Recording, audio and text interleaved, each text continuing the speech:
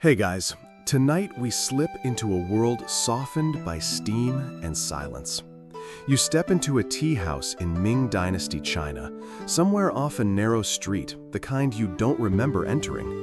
A warm mist curls around your ankles as you cross the threshold. The wood smells like aged sandalwood and rain-soaked lacquer. A woman with calloused hands passes you a cup so delicate it hums in your palm. Porcelain, warm. Inside, the tea is the color of polished bronze, just shy of bitter. You sit. Someone is sweeping. The broom makes no sound. This isn't a flashy night out. There's no DJ, no neon, no iced boba with anime stickers. Just the whisper of hot water poured in steady spirals and the quiet rustle of silk robes. The tea ceremony here isn't loud about its wisdom. It's like a cat who sits beside you only when it decides you're ready. And you probably won't survive this if you're looking for action-packed adventure. There are no sword fights in this one, just gentle ceremony, lingering warmth, and an absurd number of tea scoops. So, before you get comfortable, take a moment to like the video and subscribe, but only if you genuinely enjoy what I do here. And hey, drop a comment with your location and what time it is where you are right now. Now dim the lights, maybe turn on a fan for that soft background hum, and let's ease into tonight's journey together. You shift your weight, letting your shoulders loosen. The cushion underneath you gives slightly. It's straw-stuffed and wrapped in faded brocade. Someone, somewhere, pours water, and the silence it interrupts is deeper than the sound itself. You're not just visiting a tea house, you're stepping into a mindset, a whole civilization's slow heartbeat. In the early 1400s, under the Ming Dynasty, tea culture evolved from something rustic and rural into a ritual full of nuance. This wasn't tea for thirst, it was tea as expression, of status, of intellect, of restraint. The kind of thing that can make someone feel very important or very small, depending on the room. And tonight, lucky you, you're seated right at the center of that transformation. The tea house you're in isn't a real place, at least not anymore, but it's built from truth. The architecture is classic Southern Ming. Sloped roofs curl like scrolls at the corners, the walls paneled in dark wood and muted jade green. It's probably late evening. You notice the breeze through the rice paper screens. It smells like pine ash, sweet incense, and the faint sour tang of wet stone. An old man, his beard long and oddly forked like someone cut it with gardening shears, prepares the tea. He doesn't speak. You're not sure if he's a host, a monk, or a ghost. His robe is layered and patched, but each layer flows like water. He moves slowly, not because he's old, but because the moment is deliberate. That's the thing with Ming tea culture. Everything is on purpose. You watch him boil water, but it's not just boiling. He listens for it. The Ming scholar Lu Yu, tea nerds still quote him, described 3 phases of the boil: shrimp eyes, crab eyes, and raging torrent. No, seriously. Shrimp eyes are the first tiny bubbles that flicker like stars in a dark kettle. Then crab eyes, slightly larger, rolling. Then at full boil, the water surges like a waterfall having an existential crisis. But for tea, you want it before the torrent, somewhere between shrimp and crab. The old man listens. You lean in, pretending to hear it too. It's oddly intimate, this listening, like eavesdropping on a mountain spring. The kettle is a round, blackened bronze thing with dents like thumbprints from 100 years ago. It sits on a low clay brazier filled with glowing embers. Pine charcoal, soft burning, fragrant. The fire pops, a rogue ember spits, but no one flinches. He lifts the kettle slowly, his fingers steady. The cup is already waiting, white porcelain with blue dragons chasing each other around the rim. You half expect the dragons to wink. Maybe they do. It's been a long day.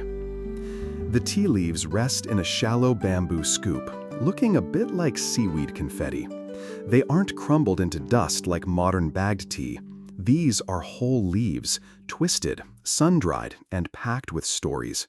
From the Wuyi Mountains, maybe, or Yunnan. There's no label, no ingredients list. Just centuries of hands selecting, drying, firing. There were no shortcuts, no office coffee machines, just labor, ritual, and the faint pressure of legacy. The Ming Dynasty came after the chaos of the Yuan. Mongol rule had rattled everything, and now, in the 14th and 15th centuries, China was rediscovering itself. Tea became a symbol of refinement, but also of renewal. It wasn't about opulence, it was about balance, and a bit of elegant showing off. You sip. The tea is hot, but not scalding. Nutty, floral, slightly astringent. You don't cough, which is a relief. Everyone pretends not to watch. Outside the tea house, the world continues. Somewhere, someone's goat has wandered into a vegetable cart. A child is crying because his kite landed in a moat. A scholar's sleeve drags ink across an unfinished poem. But in here, time folds into itself. The woman across from you, her hands delicate, her hair pinned with one jade comb, lifts her own cup. She smiles faintly. You wonder if she's judging your posture. Ming manners are ruthless. And just when you think you've caught the rhythm, something odd. A bell chimes. No one reacts. The bell isn't decorative. It marks the moment for a second steeping. Ming tea was often brewed multiple times from the same leaves, and each infusion released a slightly different flavor. The third steeping, often considered the peak, like a trilogy where the middle book is somehow the best. Looking at you, Empire Strikes Back. You watch as the old man pours the second round, hands steady as stone. The water spirals again. Ming tea masters often aimed for the silver thread pour, a continuous ribbon with no splash. It was less about the tea and more about proving you had control. A good pourer could humble a warlord. As you sip again, you feel the warmth reach your fingers, then toes. Your eyelids dip a little. The woman across from you no longer seems critical, just serene. Maybe she's falling asleep too. There's no background music, just the tiny hiss of the embers, the whisper of cloth against bamboo mats, and that one cricket who absolutely refuses to follow the vibe. Here's something niche. In some Ming circles, people believed tea had breath, a kind of spiritual vapor. They thought it could carry your thoughts further, make poetry more resonant, even extend your lifespan. Not immortality exactly, but maybe an elegant delay. Historians still argue whether this breath was metaphorical, medicinal, or some delightful blend of both. But as the third cup slips past your lips, warm and slightly sweet this time, you wonder if they might have been onto something. The porcelain now feels lighter in your hand, as if the cup remembers how often it's been used. The room is darker, the fire lower, but you're not cold. Your limbs have softened, and the world for this sliver of night feels oddly safe. You're not sure how long you've been here. No one tells you to leave. Maybe you've always been here. The steam coils upward, lazy and translucent, as if it's in no hurry to become cloud. You rest your cup on the low table, and your fingers linger on the warm ceramic rim a moment longer than needed. The second steeping has settled something in you. Your heart, your bones, maybe even your memories. Across the room, the old man has returned to his kettle. It sits above the embers, a squat, blackened creature whose surface glows softly in places. If the cup is the soul of the tea ceremony, the kettle is its heartbeat. And in Ming China, water wasn't just water. It was a canvas, a tool, a living ingredient. You watch him tend to the heat. This is no idle fire. In fact, the temperature of the water was considered an art in and of itself. Ming tea connoisseurs could obsess for hours over how water boiled. Yes, actual hours.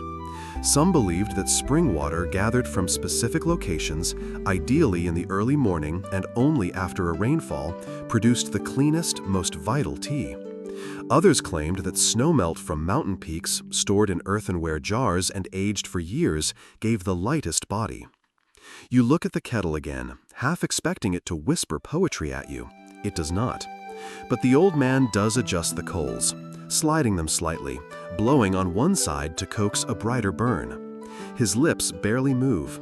He could be praying, or cursing the wind, or humming an old folk tune no one's heard in 500 years. That brazier, simple as it looks, is a marvel of function. A small clay bowl filled with fine charcoal that burns hot but quiet. This wasn't just about heat, it was about controllable heat. The temperature had to be watched with the kind of precision modern baristas dream of. No bubbling lava, no boiling over, just a low hiss when a drop hits the edge. The ideal sound, not a roar, but a thread pulling silk. And here's the fringe fact of the evening. One Ming manual on tea brewing listed 17 stages of boiling water. 17, including dragon's breath, pear blossom, and monk's breath. If you're not sure what monk's breath water sounds like, you're not alone. No one is. Scholars still argue whether these poetic stages were ever standardized, or if tea nerds just needed more things to compete about. And oh, did they compete. In refined circles, especially among scholars, knowing your water was a kind of power move, a gentle flex. Ah, you're still using river water? Someone might sniff. I prefer early mist runoff from Tiger Hill. Imagine if sommeliers started fighting about whose ice cubes were emotionally purer. Tonight's brew uses spring water, carried in a clay jug with a crimson wax seal, probably symbolic. The old man removes the seal, and you catch a subtle scent, like moss after thunder. He pours the water into the kettle with both hands, holding the jug at chest height so the stream falls in a perfect ribbon. The sound is soft but definite.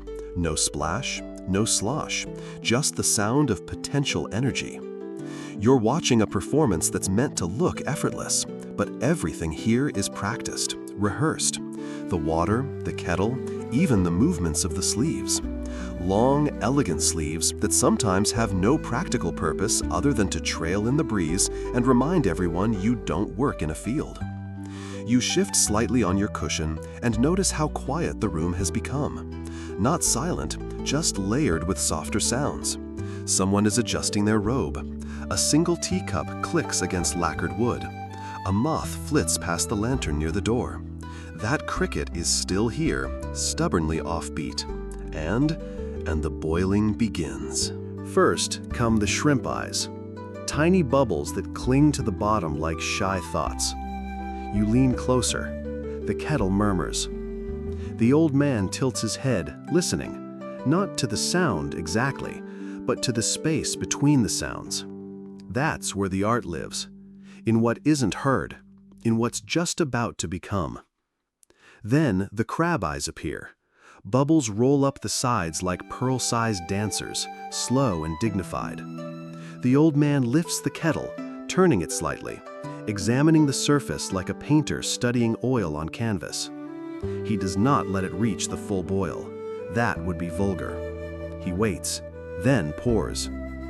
The stream of water curls out in a silver thread, aimed with almost casual precision into a waiting gaiwan, a lidded tea bowl of snow-white porcelain. The leaves unfurl, green and spiraled, releasing aroma first. A soft vegetable note, something floral underneath. It smells like memory. And while you wait for the leaves to steep, just the right amount, never overdone, let's talk about why this water ritual mattered so much. In the Ming Dynasty, tea was no longer just a farmer's fuel or a monk's meditation. It was a social compass, a quiet yet powerful way to display knowledge, restraint, and taste. If you served your guests tea with water boiled too hot or too fast, it said more about you than your clothes ever could. It meant you hadn't studied, that you were rushed, possibly barbaric, probably not to be invited back. There was a phrase, cha dao, the way of tea. It wasn't about drinking, it was about becoming. About crafting a moment with precision so that even your enemies had to admit, okay, yes, that was very good tea. And yes, tea could make or break reputations. There are recorded moments in Ming history where court officials, competing for influence, would host tea gatherings not to plot, but to subtly out-elegant each other. Imagine throwing a dinner party where the entire point is that no one comments on the tea, because it's perfect. That's the win. Complete, unspoken domination. Your host tonight, still silent, still slow, is one of those rare types who knows this balance. His kettle sings like a flute with a secret. He pours the second steeping into your cup and nods once. You return the nod because you've learned this is not a place for thank yous. Just gestures, minimal, sincere, and timed like poetry. You sip again. This brew is brighter, less earthy than the first, a little like steamed asparagus with a floral finish. You didn't expect that. You also didn't expect the sensation of almost clarity, like your thoughts are now folded linen, stacked in neat piles. The woman across from you, still composed, lets her hand drift toward a bamboo fan. She doesn't open it, just touches it. That's enough. The old man, satisfied with this round, sets down the kettle. It hisses softly against the brazier, and just for a moment, you hear something else. A sigh. Not human, not mechanical. It's the sound of water remembering it used to be rain. And here's where the debate returns. Historians still argue whether the elaborate Ming boiling techniques were purely functional, or if they leaned into spiritual practice. Some believe it was an early form of mindfulness. Others call it an indulgent distraction for scholars avoiding their Confucian duties. But maybe the truth lies in between. Maybe controlling the water was about controlling time. And right now, time is syrup thick. You can feel it stretch and dissolve as you set your cup down again. The room smells like wet stone, roasted leaves, and a trace of old ink. The fire dims slightly. You let your eyes half close. Steam trails upward again, and this time, you let it take you with it. Your eyes flutter open just slightly, not because anything has startled you, but because the sound has changed. It's not louder, just deeper. The water no longer hisses, it hums. And the hum isn't coming from the kettle anymore. It's coming from the bowl in front of you. The tea has steeped. The leaves have opened. The temperature has fallen just enough. And now the air carries not only warmth, but a melody. Faint, gentle, like a forgotten lullaby echoing from ceramic walls.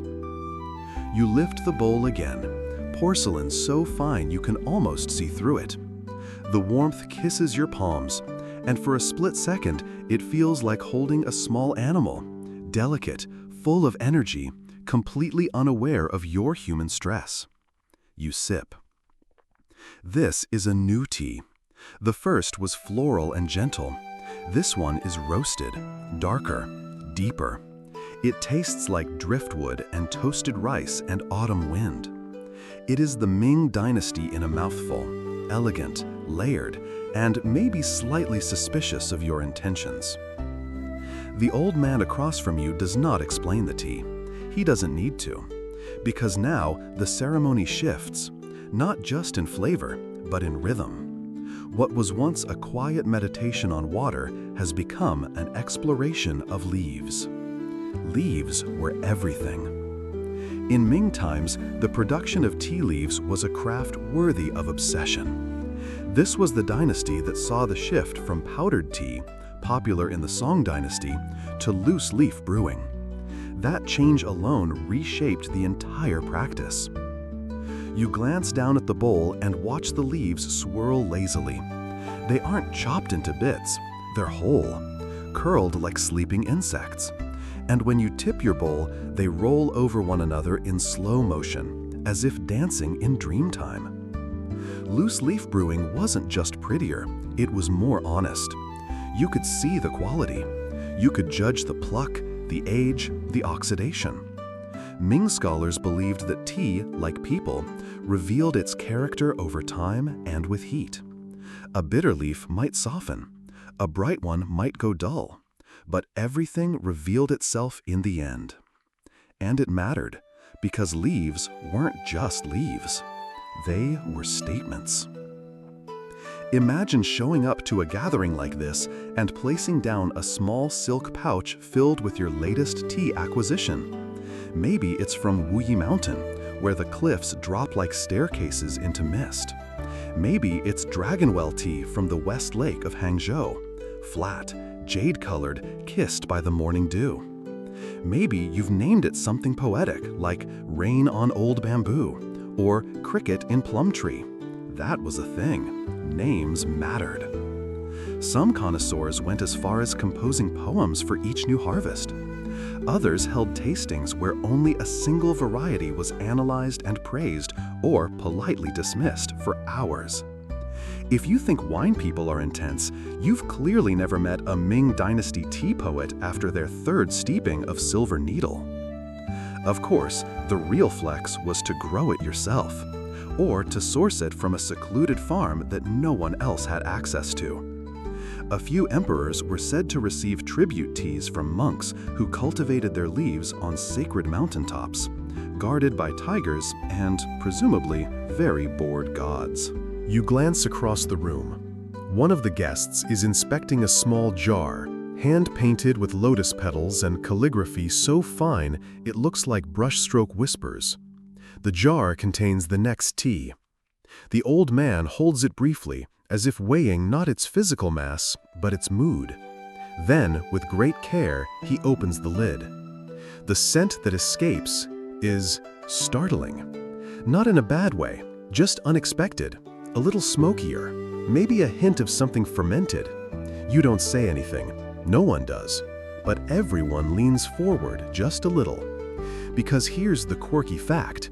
Some elite Ming households actually aged their teas deliberately, like cheese or regret. They'd seal leaves in clay pots and store them in cool, dark rooms for years, even decades. The result? A brew with notes of antique wood, distant thunder, and possibly the ghost of a disapproving ancestor. Now, not everyone agreed with this practice. In fact, historians still argue whether aging tea added depth or just gave bored rich people something else to argue about. Some manuals from the time praised aged tea as wisdom in a cup. Others warned it was like drinking old rainwater from under the stairs. You sip again. Maybe both are true. The next steeping is served. This time it's poured into smaller cups, thin as eggshells, wide-mouthed to let the aroma rise. The scent is honeyed, but the taste is mysterious. You can't quite place it. Like walking through a forest and catching just a whisper of incense in the wind. The leaves are clearly different this time, narrower, darker, a little twisted at the ends, like a calligrapher's flourish. The old man watches you notice. Still no words. This is how knowledge is shared here, not through lectures, not through charts or infographics or questionable YouTube thumbnails, through presence, through the slow unveiling of things that would break if explained too quickly. And yet, somehow, you feel like you understand more with each sip. Not facts, not trivia, just something. Some truth that refuses to be put into words. Like the fact that these leaves were likely hand-plucked by women who knew exactly which bud to twist and which to leave. That they were dried in bamboo baskets, maybe over pine wood fires. That they passed through 100 careful hands before reaching this room. You close your eyes. Try to imagine the landscape where they grew. Maybe a terraced hillside above a river. Maybe mist licking the stones at dawn. Maybe silence, except for birds and the occasional monk mumbling about steeping time. The image lingers. Another sip. And now the ceremony pauses, but not in a way you notice until after. The host has shifted slightly. His hands now rest in his lap. The kettle's been refilled, but it's no longer the focus. For now, it's the leaves that command attention. Which brings us to something few people talk about. Tea judgment. Oh yes, it was a thing. In private gatherings, guests would sometimes submit their own teas anonymously. The host would brew each one, and everyone would taste. But no one would reveal the source until after. A quiet competition. No trophies, just nods. Or silence, which was worse. The best teas weren't just delicious, they were balanced, complex, with a finish that lingered, not clung. And above all, they evoked feeling. There are records of certain teas making grown men weep. Okay, maybe that was also the poetry or the pressure, but still, weep. You sip again and wonder, could this be one of those teas? Maybe. You are, after all, somewhere between dreaming and remembering. The lines blur, the steam rises. The leaves curl and open, curl and open. They are alive in a way. You lean back slightly, letting the warmth travel through your arms and into your chest. The bowl is nearly empty, but there will be more.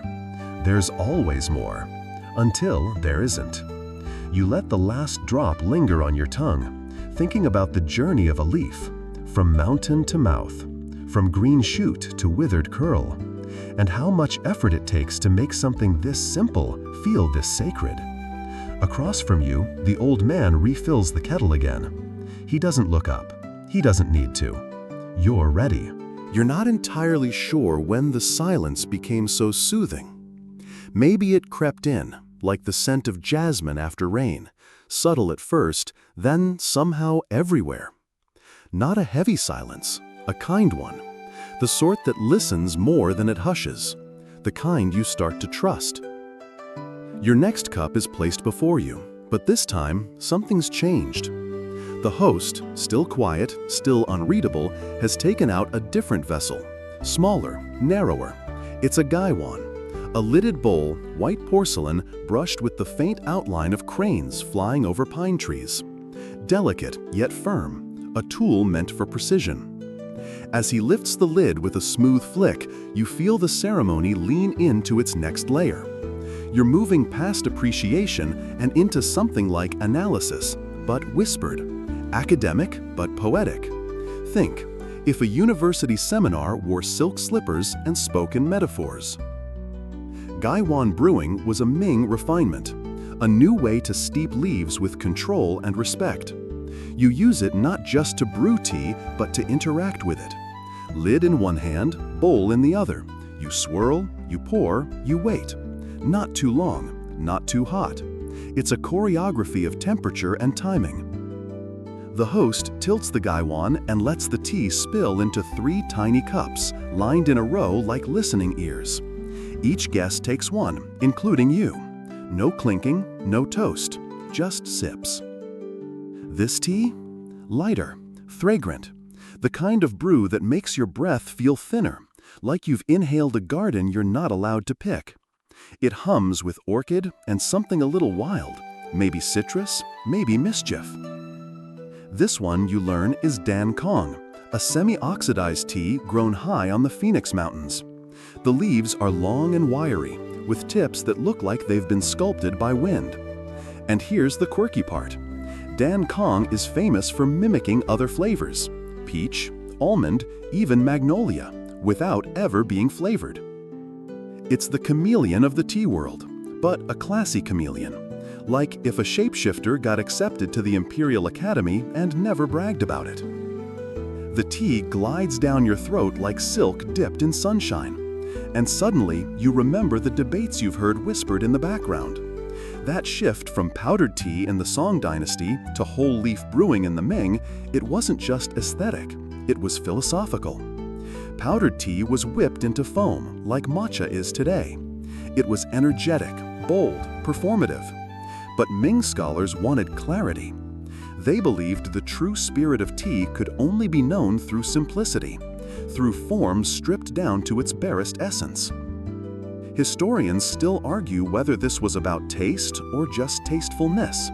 Was it really better tea, or was it just a way for scholar officers to show they had the time and patience to brew it correctly? You lean back slightly and notice the host rinsing the gaiwan with hot water again, preparing for the next infusion. Because yes, good leaves are steeped multiple times. Each round unveils a new version of the tea, just like people really. First impression, second impression, deep secret, that sort of thing. As you wait, your eyes wander to the teaware laid out across the table. There's something so deliberate about it, not just the cups and gaiwan, but the little tools, bamboo tongs, slender scoops, a brush used to wipe the tray.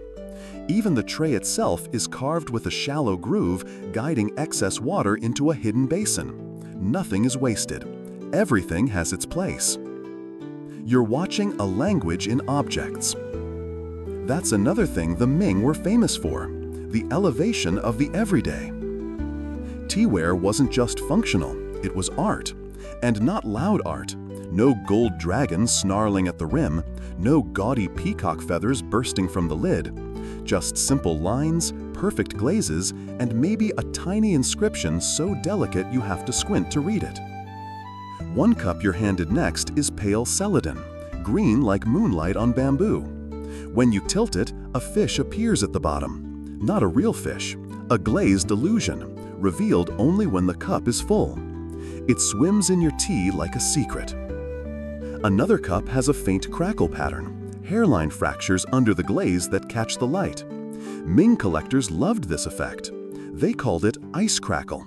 It was like drinking from frozen poetry. You're about to ask someone a question about the fish or the glaze, or maybe whether you can sneak one of these cups into your sleeve and run, but then the host does something unexpected. He sets a small stone in the center of the tea tray. Just a stone. Round, smooth, palm-sized. But it shifts the mood instantly. No one speaks.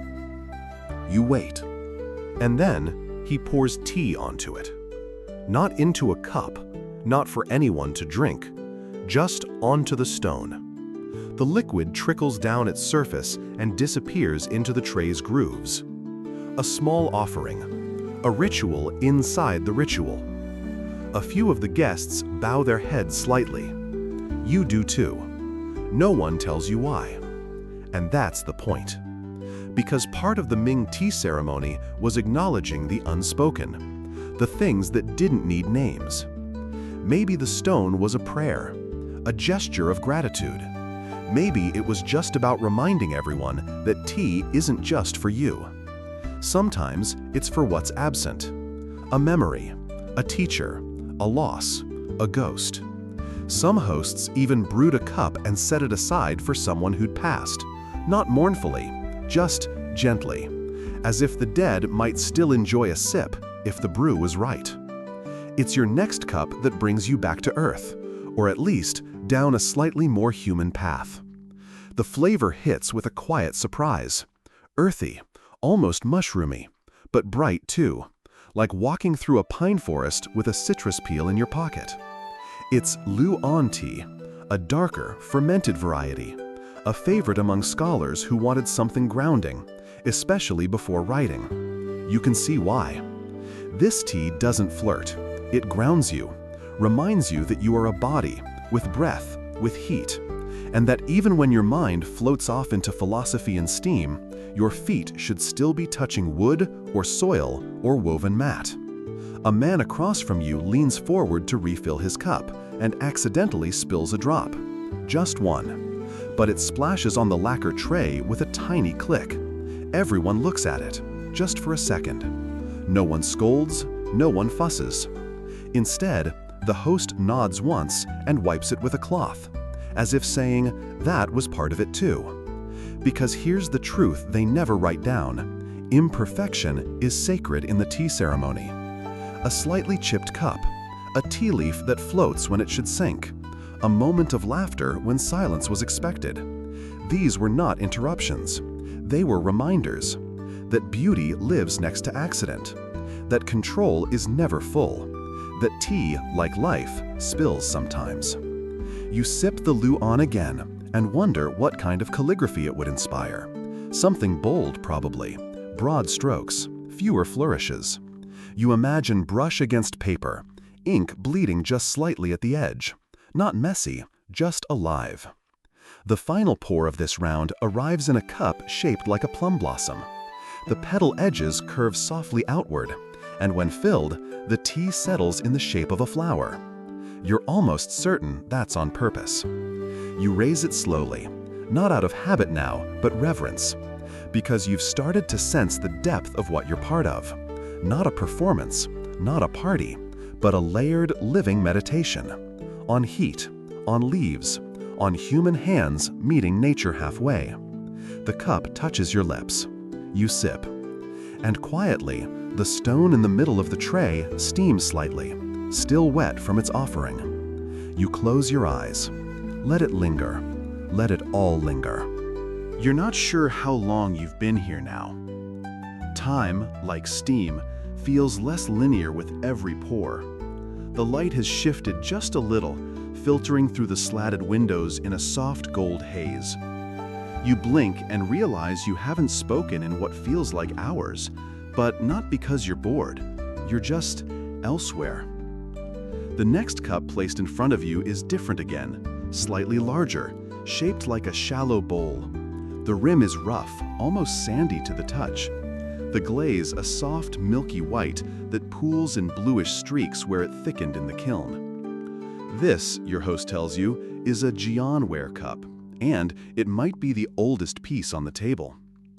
Technically from the Song Dynasty, yes, but Ming scholars adored these relics, treasured them, and sometimes preferred to drink from them precisely because of their history. To sip from one is to sip through time.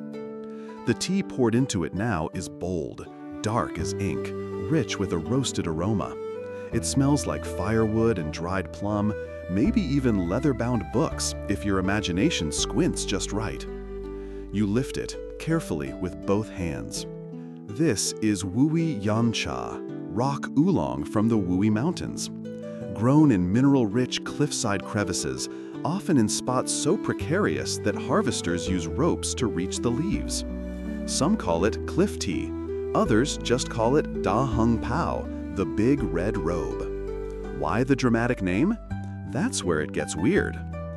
According to legend, a scholar once collapsed from illness on his way to take the imperial exam. A monk gave him tea made from these very leaves, and poof, he was healed. He passed the exam, became a high-ranking official, and later returned to drape his red ceremonial robe over the tea bushes in thanks. Historians still argue whether any of that actually happened, or if the whole robe part was just a clever bit of dynastic marketing. Either way, the bushes were real, they still exist, and their descendants produce some of the most coveted tea in China. You take a slow sip. The flavor is unlike anything before, deep, toasted, lingering, like burnt sugar rubbed on stone. Not sweet, but not bitter either. It clings to your tongue and the back of your throat like a memory, the kind you didn't mean to keep. Across the table, someone smiles. You think they know exactly what this tea feels like.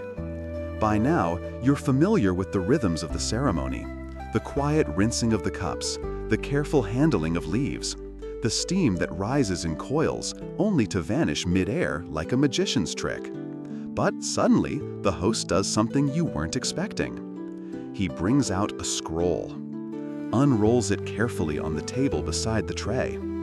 It's a hand-painted scene, brushstrokes dancing across paper like wind across water. Bamboo groves, scholars in long robes, a pavilion half hidden by clouds. You lean closer. One figure is holding a teacup, not in the foreground, not even centrally, just there, casually, as if tea wasn't the focus, but the quiet glue that held the entire scene together. That's exactly what it was during the Ming Dynasty. Tea wasn't just about drinking, it was about being. In a way, it wasn't the star of the ceremony, it was the stage. The quiet platform on which connection, reflection, and even rebellion could rest. Yes, rebellion. Because while the Ming court had its rituals and formality, the countryside was full of hermits, poets, painters, and monks who hosted their own private tea gatherings, less structured, more experimental, often far more philosophical than political. You picture a tiny hut nestled into a misty hillside, a bamboo mat unrolled on damp earth, and a kettle bubbling over charcoal. A man with ink-stained sleeves staring at the sky, composing poems in his head, sipping tea brewed in a cracked clay pot. And here's the twist. Some of those poems, written in moments like this, later became canon, memorized by children, praised by emperors, etched into walls. But their beginnings? A mug of tea and a moment of silence. You watch as the scroll is gently rolled back up. No one says a word. The host simply bows his head and continues brewing. And you're starting to notice how nothing in this ceremony is explained. Not really. No one stands up to give a speech. There are no diagrams or infographics or guest speakers on Ming Dynasty agriculture. You learn by watching, by tasting, by being present. It's education by osmosis. Like the tea leaves themselves, releasing flavor not by shouting, but by steeping. The next tea is poured without announcement. Light golden, almost clear. The scent is faint, like a breeze that passed through a peach orchard hours ago and just now found you. You sip. It's Huangshan Maofeng, a green tea from the Yellow Mountains. The name means Yellow Mountain Fir Peak, which, yes, sounds like a fantasy novel title, but actually refers to the tiny white hairs on the tea buds and the mountain peaks where it grows. This one tastes clean, fresh, almost naive. You blink, surprised. It's innocent? Is that even possible? Yes, this tea tastes like a spring morning where no one has invented disappointment yet. It's the opposite of the smoky Da Hong Pao. Not better, just younger. And suddenly you realize something else. The sequence of teas, the order, the pacing, it's telling a story. A quiet narrative, one that goes from earthy to airy, from ancient to immediate, from bold to featherlight. It's not just about flavor, it's a journey of mood. And that's when the music starts. Very faint, a plucked instrument, maybe a guqin, the zither-like harp beloved by Ming scholars. The melody isn't catchy, it's not supposed to be. It drifts like a scent, appears and recedes like fog. And it reminds you, this wasn't a tea tasting, it was a tea gathering, an entire sensory space, curated with intention. Back in the Ming Dynasty, such gatherings might include live music, poetry recitation, and calligraphy, not as entertainment, but as parts of the same act. Pouring tea, writing a poem, painting a plum blossom, all movements from the same song. The host gestures toward a brush and inkstone placed on a side table. One guest rises, steps quietly over, and begins to write. You can't read the characters, but you know the strokes are honest. There's no performance in his motion, just rhythm. The others sip, you sip. Outside, a bird calls once. The host smiles, almost imperceptibly. You've reached a kind of stillness now. It's not boredom, it's a kind of arrival. You are not waiting for anything else, not checking the clock, not even hoping for more tea. You are simply here. And for the Ming Dynasty scholars and artists who lived with worry of politics, of war, of exams, of fading status, this tea ceremony was their quiet rebellion. Not a protest, but a refusal to rush, a refusal to reduce life to duty, a declaration, spoken in sips, not shouts, that stillness has value. You finish the Huangshan Maofeng, and the cup is taken away gently. No fanfare, just the trace of steam.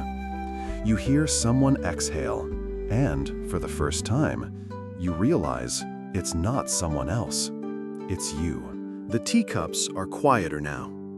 Not literally, of course. They've never made much noise, but the way they're handled is softer, slower, as if everyone at the table has crossed into that middle stretch of a long exhale. No one's reaching for their phone, no one is tapping feet or fidgeting. Even your thoughts, once full of tangents and to-do lists, now trickle like water from a high bamboo spout. The host lifts a new set of cups. These are more refined, thinner porcelain, translucent at the rim, painted with delicate cobalt designs, tiny mountain ranges, willow branches, a scholar in a boat drifting forever toward the edge of the cup. This is blue and white porcelain, known as Qinghua Ci. It's the stuff museum guards now follow you around for getting too close to.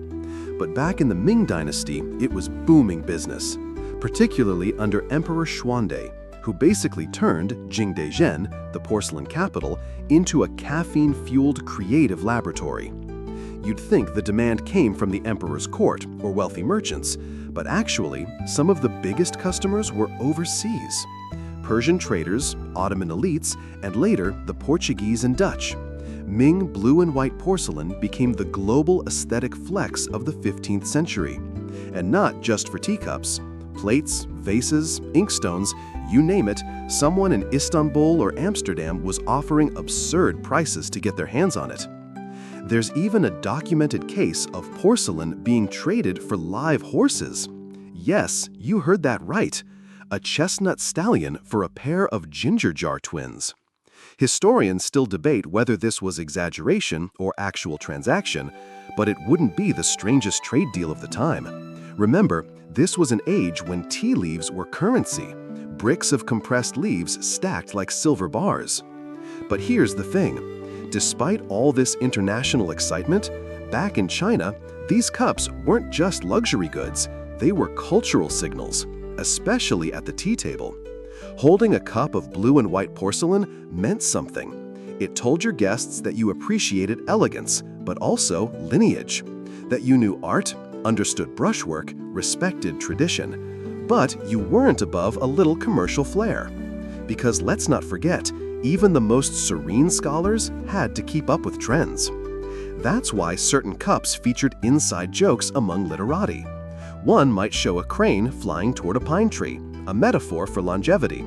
Another might hide a small ghost brush stroke, intentionally imperfect. Because the Ming ideal of beauty wasn't symmetry, it was flawed harmony. You bring the cup to your lips. The next tea is amber-hued, clear as resin. It smells faintly floral, but not perfumey, like the echo of a flower rather than the bloom itself. Tai Guanyin, iron goddess of mercy, and an oolong so beloved it earned mythic status. And of course, there's a story. One version says a poor farmer tended an abandoned temple for years, lighting incense daily before the statue of the Bodhisattva, Guanyin. One night, she appeared to him in a dream, leading him to a wild tea plant in a nearby cave. That plant became Tai Guanyin. He became very, very not poor. Other versions are, provincial marketing. Historians still argue whether Tai Guanyin's discovery was spiritual intervention or clever branding, but the tea remains extraordinary either way. You sip. The texture is silky, not oily or slick, just smooth in a way that your mouth notices after it swallows. The flavor bounces between roasted orchid and something nutty, almond maybe, toasted rice. And here's the kicker. It's been brewed 4 times now. Yes, this is the 4th steeping, and it's still this good. That's another magic trick of good oolong. It evolves with each infusion, like chapters in a short story. The first steeping punches, the second blooms, the third mellows, the 4th whispers. You never drink the same tea twice. And that's not just poetic. It's the philosophy at the heart of Ming tea culture. Things don't need to be permanent to be profound. They can shift, fade, resurface, just like leaves in a pot, opening and softening with every swirl of water. You lean back slightly. There's a soft rattle as someone adjusts the bamboo matting beneath them. It's not uncomfortable, just organic. No plush cushions, no ergonomic chairs, no lumbar support, just firm earth and a roll of woven reeds. This was how many tea ceremonies took place during the Ming Dynasty, floor seating, grounded, literally. It might have been a conscious return to simplicity, especially as court life became more opulent and absurd. There's a record from the late Ming of a noble who insisted his tea water be fetched from a specific spring 14 kilometers away and only during a full moon. It had to be transported in covered jars by barefoot boys in silk, accompanied by a flute player to calm the water's spirit. You can't make this stuff up.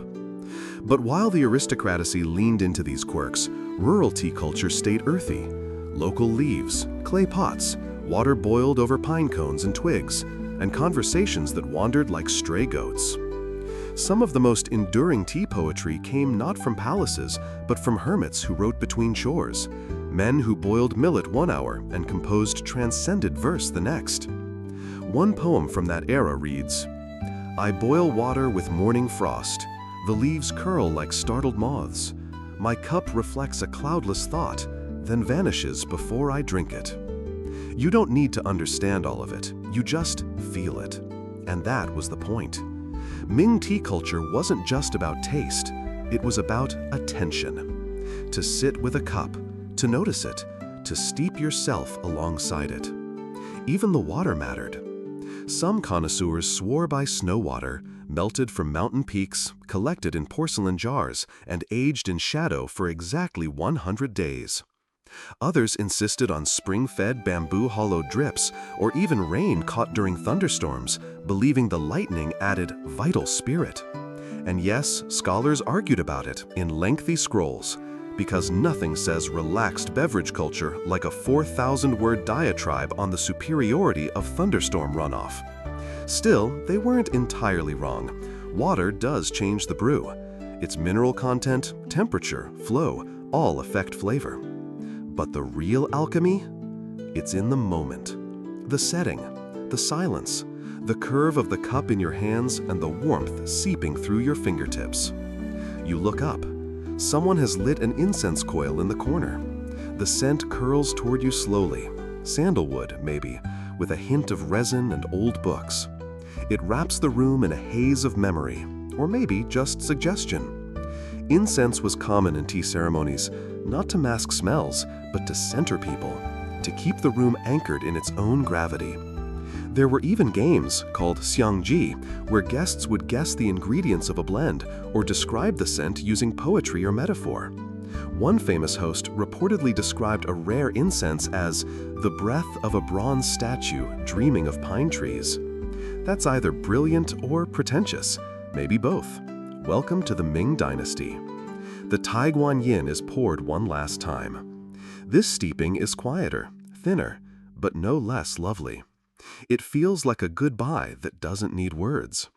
And before you know it, a new pot is placed on the brazier. The kettle clinks softly.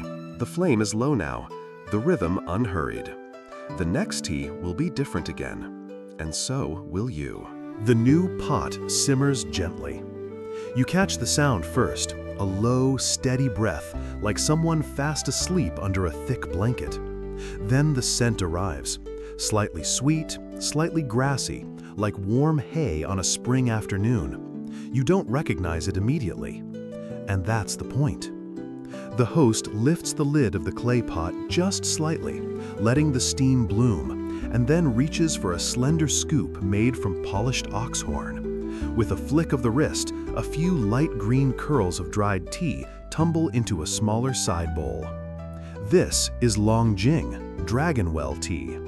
The name is dramatic, sure, but the experience is anything but. Longjing isn't flashy. It's quiet, gentle, confident in the way a good book doesn't need a flashy cover. You're told it was a favorite of emperors, poets, monks, and now, apparently, yours. The tea leaves are flat and smooth, pressed during drying until they resemble tiny sword blades or fallen pine needles. Once wet, they open slowly, dancing in the pot like lazy kelp in a tide pool. You lift your cup. The brew is pale green, almost yellow, and completely clear. The flavor? It's like sweet peas kissed by roasted chestnut. Clean, toasty, no bite, no bitterness, just warmth. There's a reason Longjing was one of the imperial tribute teas of the Ming Dynasty, gifts sent annually to the emperor by designated regions. Growers would obsess over harvest timing, leaf shape, and aroma just to please a palace they'd never see. And let's just say, the standards were not chill. One official guideline from the Ming court listed 32 undesirable qualities, including leaf too curled, scent too forward, and my personal favorite, tea evokes anxious horse. Yes, someone once lost a job over that. But tribute tea wasn't just about flavor, it was about loyalty. A province that sent exceptional leaves showed care, devotion, obedience. A province that sent weak or late tea, that was basically political shade in beverage form. You sip again. The second brew is softer, deeper, almost like warm bread crust. And just as you settle in, a soft rapping sound interrupts the quiet. It's not alarming, just rhythmic, a wooden stick striking a bamboo drum. You glance over and the host is smiling, gently tapping to signal the start of a tea riddle.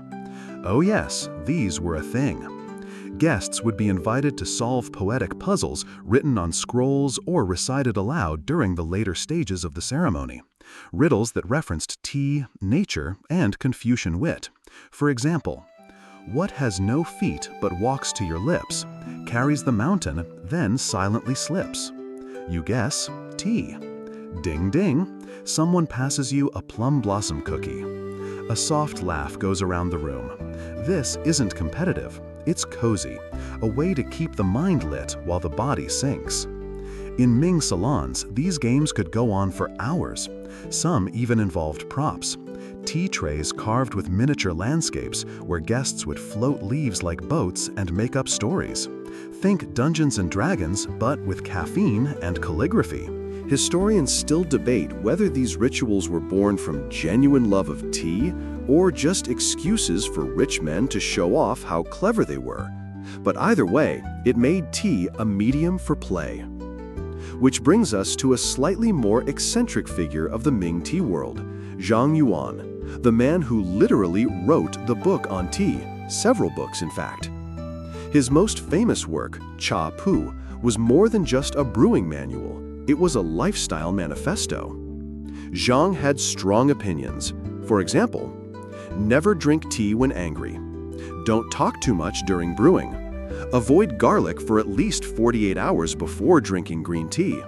And never, ever reheat yesterday's leaves, asking a drowned man to swim again. He also classified tea into 7 moods: light, spirited, crisp, mellow, clean, wise, and one that translates roughly as echoes of rain in bamboo.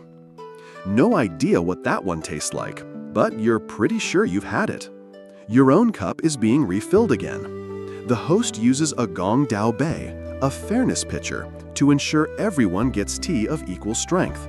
It's a simple vessel, but its presence says a lot.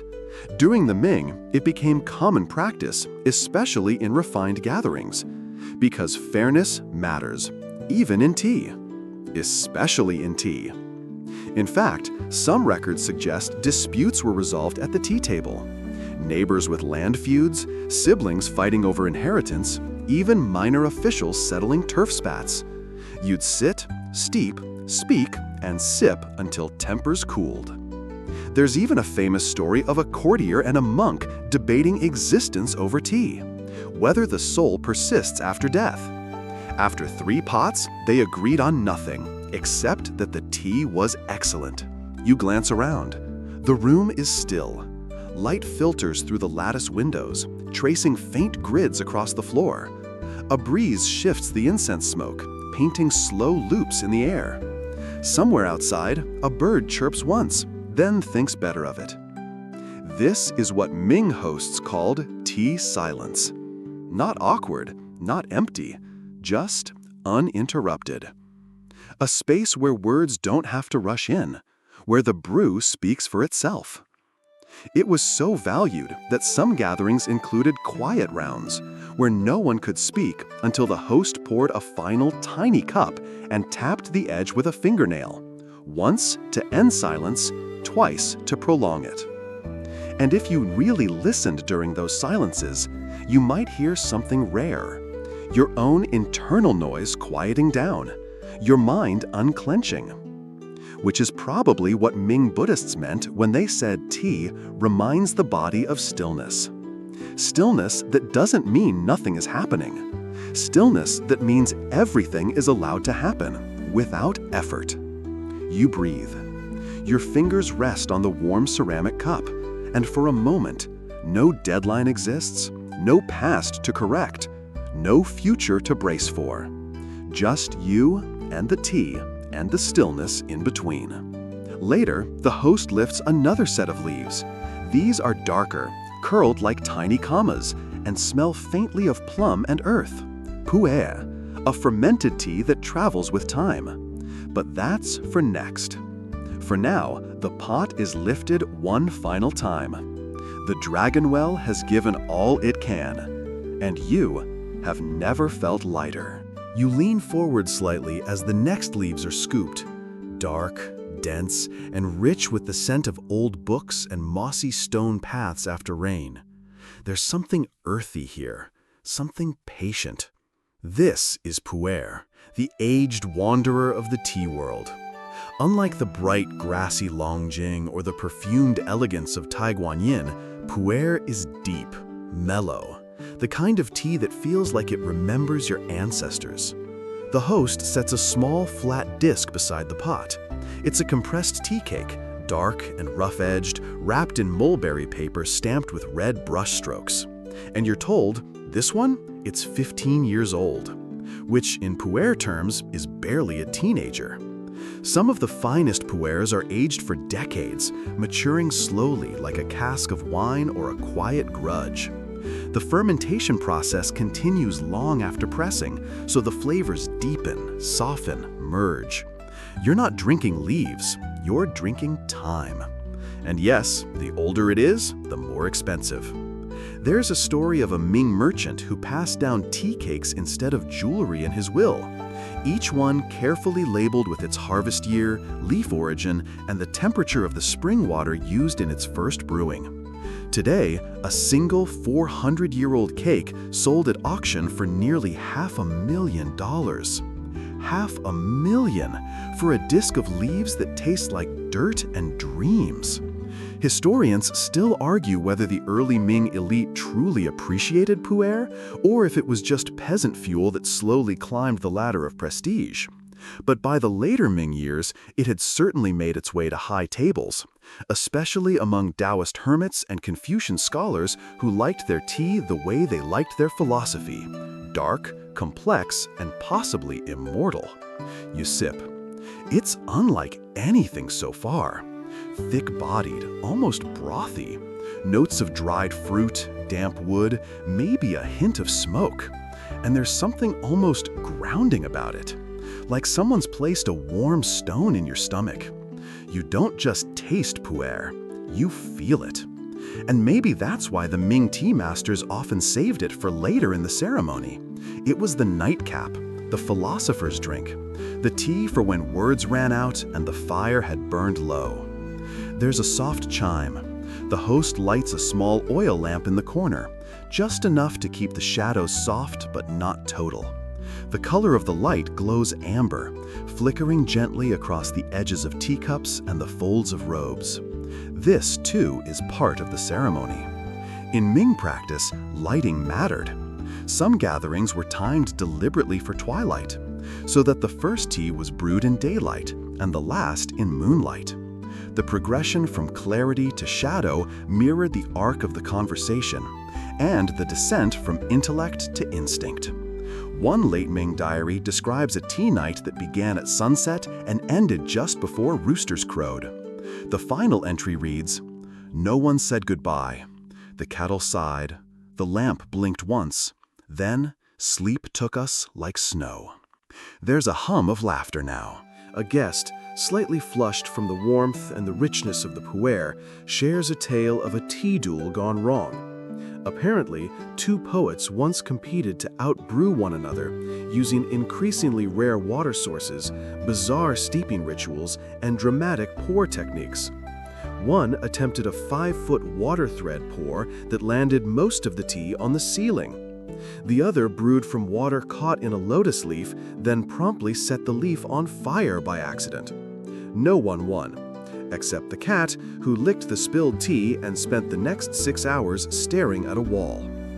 Ming people may have had impeccable taste, but they were not above a little tea chaos. And you get it now. This isn't just about flavor or formality. It's about people. The ceremony is a structure, yes, But it's not rigid. It's a frame for shared experience. Sometimes that experience is profound. Sometimes it's hilarious. Sometimes it's just warm silence. The pu'er is steeped again. Darker this time, almost inky, but not heavy. It glides over your tongue like velvet made of soil. There's a reason this tea was favored by travelers and monks alike.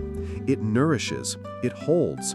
In fact, one 16th century account describes a wandering herbalist who survived an entire winter in the mountains with nothing but dried pu'er and snowmelt. He returned thinner, wiser, possibly hallucinating, but absolutely alive. Pu'er also traveled well, compressed into cakes, wrapped in bamboo bark, and strapped to the backs of mules along the tea horse road. This ancient trade route wound from Yunnan into Tibet and beyond, carrying leaves one way and hardy ponies the other. Along the way, villages would spring up around tea outposts. Pilgrims would trade songs for sips, and the smell of boiling leaves would drift over mountains, linking people who spoke entirely different tongues. That's the hidden legacy of Ming tea culture. It moved, not just cups, but connections. Even as wars raged and dynasties shifted, tea remained something people could agree on, a shared ritual, a common warmth. And in the late Ming period, as tensions grew and internal decay set in, these small moments of civility became acts of quiet defiance. One rebel general reportedly held a tea ceremony every evening in his tent, right up until the day he surrendered. He said, "If I die tomorrow, I'll still have met this cup." You take another sip. And maybe that's the magic of pu'er. It doesn't chase you, it waits. It lets you arrive slowly, like dusk. Your host lifts the lid of the pot one last time. The leaves inside have unfurled completely now, thick and dark like seaweed, and rest against the clay walls like old friends. One more cup is poured. This one is faint, a ghost of the earlier infusions, but still warm, still gentle. And as you cradle the cup, you notice something you hadn't before. The rim of the pot is etched, just faintly, a tiny poem scratched beneath the glaze. Brew until silence, drink until stillness, leave only warmth. No signature, just that. And maybe that's how it should be, because some things don't need authors. Some rituals, like this tea, like this night, are bigger than the people who perform them. They belong to the moment, to the silence between sips, to the stillness inside you that pu'er slowly wakes. A new leaf is selected, but this time not for brewing. Your host carefully unrolls a hand-painted scroll, revealing not words, but a delicate botanical illustration. Large, vibrant green leaves with faint serrated edges, pale veins, and tiny notes scribbled in Ming calligraphy around the edges. It's almost like a tea version of a treasure map. And, in a way, it is. Because here begins the journey beyond the teacup. Beyond the warmth of the room, beyond the fragrance of leaves, into the vast, tangled, fragrant network that connected Ming China to the outside world, through tea. You sip. The aftertaste of pu'er still lingers on your tongue. But now the conversation shifts, the pot cools, and the mood stirs toward curiosity. You're not alone in your obsession, it turns out. Neither were the people of Ming China. By the 15th century, the demand for fine tea had spread far beyond the imperial court. Monks, merchants, farmers, artists, all had their own preferences, rituals, and favorite vendors. But where did all this tea actually come from? Let's start in the mountains. Yunnan, Fujian, Anhui, Sichuan. These were not just provinces. They were sacred tea zones, each with its own microclimate, processing secrets, and local legends. Some grew leaves kissed by fog. Others insisted on shade-grown methods. And every single region swore it produced the only tea worthy of your ancestors. One village in Yunnan even claimed their tea trees were planted by dragons, which, sure, is dramatic, but who are we to argue? Local growers didn't just harvest and dry the leaves. They fermented, roasted, scented, kneaded, compressed, or left them wild depending on who they were selling to. Which brings us to the next phase, the merchants. Picture massive wooden caravans creaking down mountain passes, leather-bound crates stuffed with tea cakes, runners darting ahead with scrolls announcing new harvests, and long lines of mules, sometimes hundreds in a single chain, making their slow way toward trade hubs like Chengdu, Hangzhou, or even the bustling ports along the southeastern coast. Once there, tea wasn't just sold, it was evaluated like fine jewelry. Buyers would sniff, swirl, tap, even listen to the leaves crinkle. A sharp sound meant dryness, a muffled one meant age. And if you brewed the sample and it clouded the water, instant rejection, no second chances. There's a popular joke from the time. You can cheat a magistrate, but not a tea broker. That might say more about the magistrates, but still. Now imagine the scale. By the mid-Ming, tea had become one of China's top exports, alongside silk and porcelain. And this wasn't a side hustle, this was industrial. Government records show vast warehouses near Nanjing filled entirely with stacked tea bricks, rows upon rows, like a leafy fortress. And what did the world want in return? Oh, only everything. Silver from Japan and Spanish colonies in the Americas came flooding into China through port cities like Macau and Guangzhou, used to pay for fine tea leaves. Some of that silver, historians argue, ended up funding massive palace renovations and the construction of Beijing's Forbidden City. Which means, yes, somewhere deep in the bedrock of imperial architecture lies a direct line to a cup of Tai Guanyin. There were ceramic flasks of Ming tea found buried in 16th century shipwrecks off the coast of Kenya. Bundles of oolong reached markets in Persia. And Ottoman traders spoke of Chinese tea with equal parts reverence and suspicion. Was it medicine or magic? There's a rumor that one Ming-era tea shipment was hidden inside hollowed-out religious statues to avoid tariffs. Customs officials were apparently too polite or too nervous to crack them open.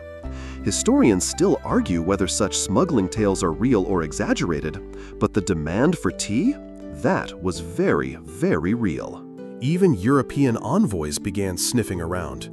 The Portuguese were some of the earliest to bring Chinese tea back west, though, hilariously, they originally marketed it as a sort of liquid diet aid.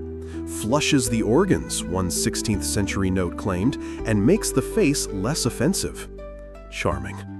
But the Ming themselves didn't view tea as mere commerce. It was still sacred. Even as it traveled continents, it retained a kind of spiritual aura. And Ming thinkers worried, perhaps rightly, that commercializing it too much would cheapen the ritual.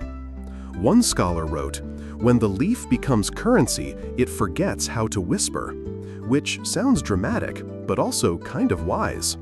So emperors tried to regulate tea. They issued edicts on where tribute tea could be grown, which farmers qualified, and how shipments were to be inspected. Officials were dispatched to monitor harvests. Scrolls outlined proper fermentation techniques. There was even a minor rebellion sparked when a tax was levied on mountain spring water used to brew tea for foreign buyers. Imagine starting a protest over overpriced artisan water. Oh wait, we still do that. But perhaps the most fascinating part of this whole leafy empire is the tea horse trade. In western China, near the Tibetan Plateau, an extraordinary deal was struck. Tea for horses, literally. The Chinese needed sturdy, high-altitude steeds for their northern armies. The Tibetans wanted more of that soothing, fermented brick tea, a perfect exchange. For every certain weight of tea, a horse would be provided. The value ratio was strictly monitored, and certain breeds were even priced differently. One Ming general famously quipped, 10 cakes for a foal, 20 for a charger, 30 for one that doesn't kick the cook. Charming. This trade route became legendary, not just for its economic significance, but for the culture it carried with it. Along the way, tea houses popped up like mushrooms, offering rest and warmth to traders, monks, musicians, fugitives, lovers, and anyone else caught in the storm of history. And in those places, miles from any imperial court, the same ritual persisted. A pot, a pour, a pause. One sip at a time, empires moved. You finish your cup. The host leans forward, eyes soft, and offers a final question, not spoken, but felt. Did the tea change the world, or did the world simply steep in it? You smile, and glance again at the scroll. The leaves there now seem less like plants and more like little maps. Each curve a road, each stem a path, some leading inward, some outward, some folding back onto themselves. All of them part of this web, this gentle, fragrant empire of leaves. And you're somewhere inside it, still, warm, connected. The host slowly unrolls a second scroll, this one older, creased with time and speckled at the edges, like it's been carried through a dozen rainy seasons. The ink has faded into a soft brown, and the characters flow more like brushstrokes than letters. You lean in. It's not a map. It's a poem. A Ming Dynasty tea poem, brushed by someone who must have spent more time with his kettle than with other people. The strokes are fluid, slow, almost sleepy, as if the calligrapher himself was lulled by the steam curling from his cup. You read it silently. A single sip stirs memory. 2 sips summon the past. 3 sips and the body leaves, floating among the cranes. You glance at the host. They nod. And now, just like that, the ritual takes a subtle turn. From the external world of trade routes and mountains and marketplaces to the inner world of thought and spirit. This is what the scholars of the Ming Dynasty truly prized about tea. Its power not to wake you, but to quiet you. To hush the noise, to open the self. Not surprisingly, tea became the quiet engine behind literary salons, scholar retreats, and even religious meditation during the Ming. It wasn't just about taste, it was about tuning the soul like an instrument. You're handed another cup now. It's not pu'er and it's not longjing. It's gentler, more subtle, almost floral. The host murmurs, Bai Mu Dan, white pony tea, made from only the youngest buds and 2 tiny adjacent leaves, picked at dawn and left to dry in the sun. No rolling, no firing, no fermentation, just drying. Pure, bare, honest. This is the kind of tea favored by hermits. And in the Ming Dynasty, being a hermit wasn't an insult, it was practically a brand. There's the famous case of Zhu Zhifan, a former court official who quit politics after realizing he preferred frogs to ministers. He moved to a craggy forest, built a one-room hut, and declared he would only speak to trees. He spent his mornings composing poems, his afternoons picking tea, and his evenings drinking it under the stars. His most famous line? The leaves understand me better than the emperor ever could. A little bitter, sure, but he made a point. For many Ming intellectuals, especially those disillusioned by the bureaucracy, corruption, or general weight of being alive, tea became a kind of daily ceremony of renewal, a reset button, a spiritual cleanse, minus the juice fasting. There are records of scholars who brewed the same leaves 6, 7, even 8 times in a sitting, believing that only in the final, weakest cup did the tea reveal its true nature. That's the kind of romantic thinking you get when you spend too much time alone with a clay pot. But there's something poetic in that stubbornness, a belief that patience, not power, brings insight. And tea, with its slow rituals and quiet flavors, suited this philosophy perfectly. One Ming treatise even outlines the ideal conditions for solo tea drinking. Early morning or twilight only. Rain or mist preferred. No shoes. Must hear either a bird or a distant bell. No more than 2 pages of reading beforehand. No conversation unless with a pine tree. Which sounds suspiciously like modern wellness influencers, minus the pine tree bit. Historians still argue whether this scholarly tea idealism truly reflected daily life, or if it was just elite posturing disguised as Zen. But even if exaggerated, it clearly meant something. Something people wrote about, talked about, and, most importantly, longed for. Because when the world got loud, the tea stayed quiet. The Ming era wasn't all serenity and scented leaves, of course. Beneath the surface, political intrigue, economic instability, and court drama constantly brewed, pun very much intended. Ministers betrayed each other, eunuchs gained too much power, and the imperial family became increasingly isolated behind silk screens and paranoid rituals. But still, tea. Still that daily ceremony, that gentle rebellion against chaos. There's even a famous story from the final decades of the Ming. A scholar named Chen Shun was arrested for criticizing the emperor in a poem. Thinly veiled, of course, but veils weren't thick enough back then. Before his execution, he requested a final cup of his favorite tea. The guards, apparently confused, asked why. He answered, "So I can die tasting the truth." Dark? Yes, but powerful. And you sense the weight of that now. Because as your host refills your cup with that soft white tea, barely colored, barely flavored, you begin to understand the emotional gravity people placed in these sips. This wasn't just hydration. It was testament, it was expression, it was memory. Tea could say what the lips dared not. Even today, archaeologists find teaware buried with scholars, often alongside brushes and poems. The cups weren't grand, no gold or jewels, just simple ceramics, often inscribed with single characters. Jing, stillness. Kung, emptiness. Cha, tea. Words meant not to impress, but to comfort. You trace the rim of your cup. It's warm. And even here, hundreds of years and languages removed, you feel something settle in your chest. A hush, a click, like a puzzle piece finding its place. One final story, whispered now as the kettle quiets. A Ming monk named Liangmu, who had taken a vow of silence, was asked by a visiting noble for his views on enlightenment. The monk said nothing. Instead, he brewed a pot of tea. He poured a cup for the noble, then one for himself. They drank in silence. Then Liangmu poured a second round and a third. Still no words. Finally, on the 5th cup, the noble asked again, "What is enlightenment?"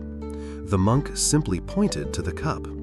Some say the noble walked away furious, others say he wept. But no one doubts the message. Some things are better steeped than spoken. You sip again, and though no monk has gestured, no poem has been read, and no vow of silence has been taken, you feel the same. This cup doesn't speak, but it says plenty. It tells you the leaves remember. It tells you the water listens. And it tells you you're still here, right where you need to be.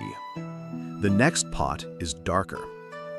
Not just the tea itself, though yes, it's a roasted oolong that smells faintly of firewood and sweet tobacco, but the room too. The host lights a single lantern and dims the rest. The walls now seem to close in slightly, not in a frightening way, but like a cocoon. Because now the story moves inward again. Not into solitude this time, or meditation, or the slow flicker of poetic thought, but into community. Into ceremony. Into the shared language of movement and meaning that tea offered people beyond the palace and the scroll. And at the center of this were tea rituals, some public, some intimate, some strictly formal, and others wonderfully absurd. You might assume the Ming Dynasty, with its obsession for artful detail and moral refinement, had a singular, correct tea ceremony, a national standard, a master script, but no. In true Ming fashion, Every region, every scholar's circle, every village, even some families, developed their own unique spin on how tea should be made, served, and honored. Some rituals emphasized precision, water heated to exactly the point where bubbles look like fish eyes, leaves weighed with miniature brass scales, teacups pre-warmed with a swirl of hot water before the first pour.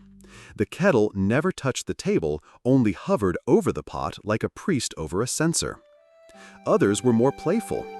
In Hangzhou, certain gatherings included a tea riddle, where guests had to guess the origin and blend based solely on scent. In Suzhou, poets would pass a cup around while composing lines in turn, the tea cooling as the stanza unfolded.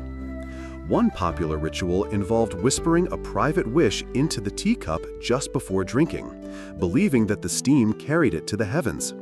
Some guests took it seriously, others wished for dumplings.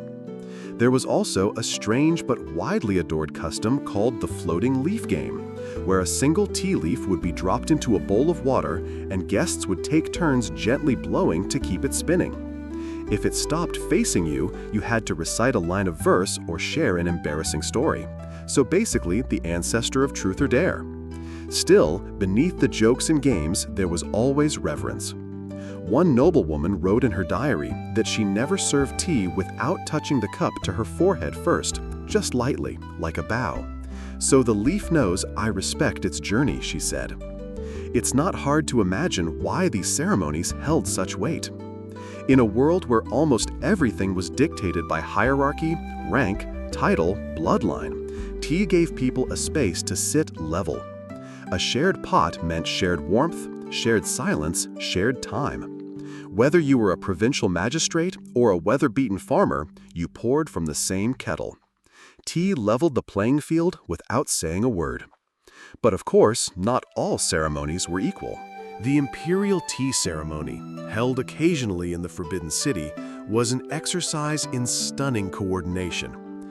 It involved dozens of attendants, some to prepare the leaves, others to heat the water, a few more to scent the room with jasmine incense.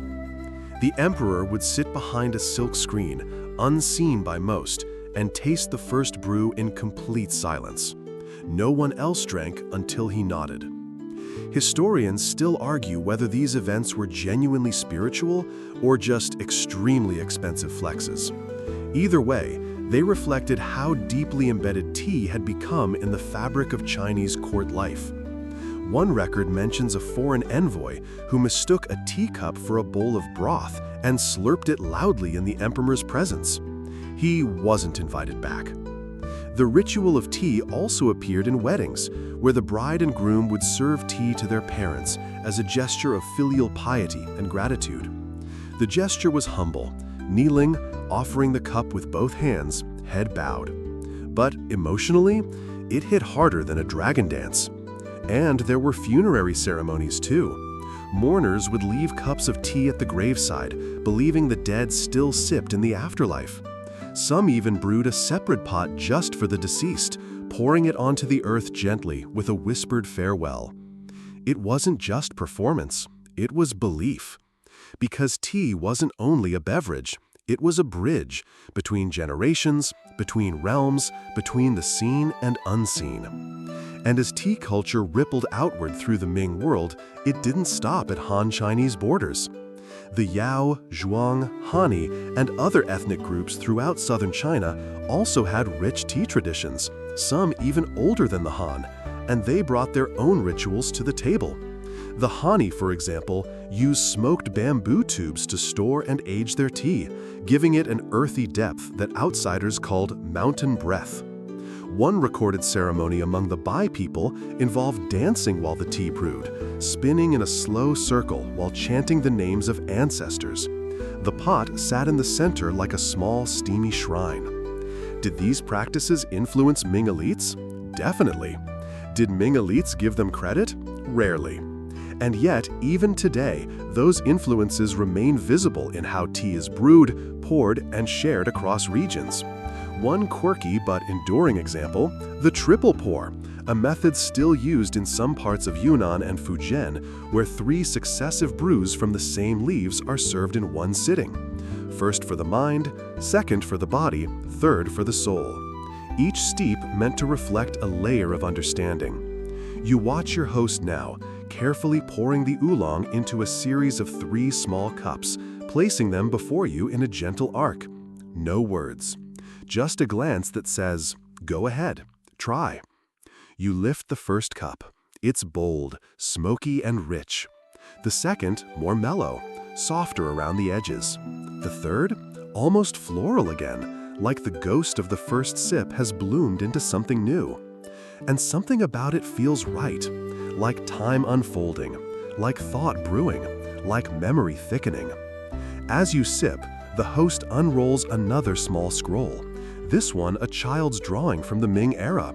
A stick figure family gathered around a giant teacup, a sun smiling overhead, and above the drawing, scrawled in crooked brushstrokes, "Our best days start here." You smile. And in that moment, under the warm lantern glow, it becomes clearer than ever. The Ming tea ceremony was never really about rules or status or fancy wear. It was about presence, and about making something ordinary, boiled leaves and water, into something worth remembering. You blink slowly. Whether it's the oolong or the hour, or both, you feel like you've been softly unspooled. The room is quieter now. Even the kettle hum seems to tiptoe rather than hiss. You notice the walls have filled with soft shadows, drawn longer by the lantern light. The host smiles faintly and lays something new on the table. It isn't tea. It's a puzzle. At least, that's what it looks like. Pieces of dark, irregular clay stacked in a rough pyramid. Not a cup, not a pot, not a kettle. Definitely not decorative. You squint. What is it? The host runs a finger down the object's spine and murmurs, "Ju cha." Tea bricks. Pressed, dried, compacted bundles of leaf, each roughly the size of a small novel, dense and surprisingly heavy. You pick one up. It smells old, like dust, saddle leather, and something very faintly sweet, like dried fig or tree bark after rain. And now we begin another journey, not into the mind, but through the veins of the Ming Empire. A world where tea didn't just flow through teacups. It flowed through markets, through horses' saddlebags, through foreign ports and imperial ledgers, through hands dusty with silver and maps inked with salt. Because tea was more than a ceremony. It was a commodity, and a wildly valuable one. The Ming Dynasty's economy, especially in its later centuries, ran on 2 main currencies, silver and tea. The latter not only powered domestic trade, but became a cornerstone of China's exchanges with Tibet, Central Asia, and eventually the West. To make it transportable over long distances and across hostile terrain, tea was often compressed into bricks, like the one now sitting before you. Tough enough to last months on a mule's back, durable enough to survive cold, heat, and rough handling, sometimes even stamped with official seals or poetic characters. People traded these bricks for horses, for salt, for medicine, even for safe passage through dangerous lands. Entire caravans left from Sichuan, Yunnan, and Fujian, carrying tea northward through treacherous mountain routes known collectively as the Tea Horse Road. You imagine the scene: men and women leading shaggy ponies up switchbacks that made your legs ache just to picture, each hoof step measured against the slope, each breath carrying the scent of fir needles and sweat, and maybe, if they were lucky, a curl of brewing tea at a rest stop. It was grueling work, slow, cold, dangerous. But for some, it was worth it. Tea fetched high prices. A single brick might buy an entire winter's grain, or a new plow, or, in more desperate places, someone's freedom. There's a record of a Ming-era court official who noted, "Where soldiers fail, tea succeeds." And it's not poetic exaggeration. Tea built trust. Where diplomats stalled, a shared cup could thaw suspicion. Especially in Tibet, where tea culture flourished alongside religion, thanks in no small part to centuries of Chinese exports. Historians still argue whether this trade was truly reciprocal or another form of soft imperialism. Was the tea horse exchange mutual benefit or clever control? The answer, as always, is probably yes. But one thing is certain: tea helped knit together a vast and complicated web of cultures. From the mountain llamas of Tibet to the sea traders of Southeast Asia to the Portuguese merchants squinting suspiciously at their first pots of steeped leaves, everyone, sooner or later, tasted the leaves. There's even a wild and very fringe theory that certain ship captains during the late Ming era used tea bricks as ballast in their holds. Supposedly, if the voyage failed, they'd at least be able to sell the tea at port to recoup losses, or brew it if things got really bad. Tea, the beverage and the backup plan. Back home in China, the growing demand for fine tea created entire industries: plantation fields, kiln towns, packaging hubs. Regions like Fujian and Jiangxi became tea heartlands, their economies spinning on seasonal harvests and merchant caravans. In these towns, tea masters oversaw the crafting of blends with the kind of intensity you'd expect from jewelers or spies. Secrets guarded, processes perfected, and occasionally, mistakes turned genius. There's one funny account of a local family in Anhui who accidentally left a batch of tea leaves out overnight. They fermented more than intended, turned black and sour-smelling. The family panicked, but the father, unwilling to waste anything, brewed a pot anyway and discovered a deep, malty, intoxicating flavor. That happy accident? It eventually became what we know today as Lapsang Souchong. Smoky, bold, and very marketable. Sometimes it's the errors that stick. Tea trade also brought new technologies into vogue. Better ceramics, more efficient kettles, portable stoves for long-distance caravans. Even early logistics planning, because keeping track of tea routes across 2,000 miles wasn't something you could just wing. There were even tea inspectors employed by the court to verify the quality of exported bricks. Their job?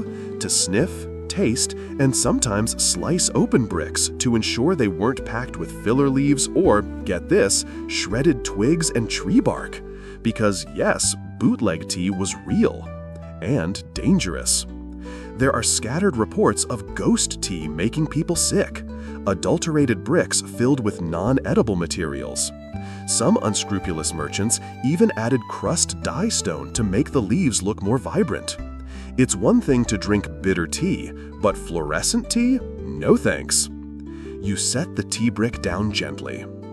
It's strange to think something so peaceful, so meditative, was also such a high-stakes product, a thing people fought over, smuggled, died for. There's a bittersweet energy to that. The host, seeing your expression, nods again.